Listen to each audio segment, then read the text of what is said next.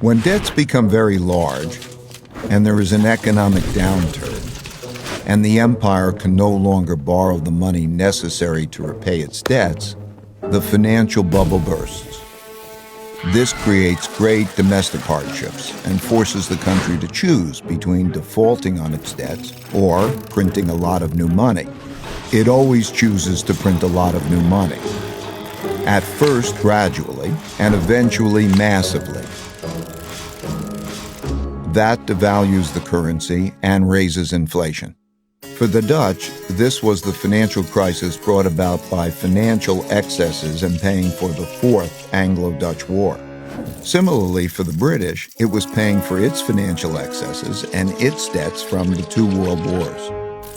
And for the U.S., it's been 3 cycles of debt finance booms and busts since the 90s, with the central bank stepping in each time with stronger measures.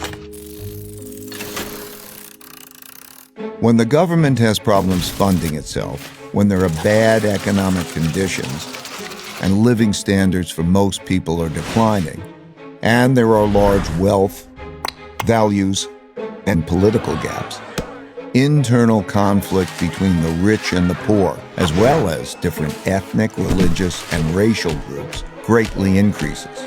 This leads to political extremism that shows up as populism of the left or the right. Those of the left seek to redistribute the wealth, while those of the right seek to maintain the wealth in the hands of the rich. Typically, during such times, taxes on the rich rise, and when the rich fear their wealth and well-being will be taken away, they move to places, assets, and currencies they feel safer in. These outflows reduce the empire's tax revenue, which leads to a classic, self-reinforcing, hollowing out process. When the flight of wealth gets bad enough, governments outlaw it. Those seeking to get out begin to panic.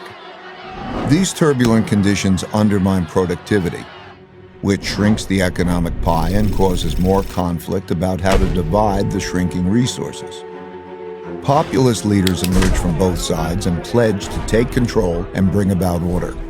That's when democracy is most challenged because it fails to control the anarchy.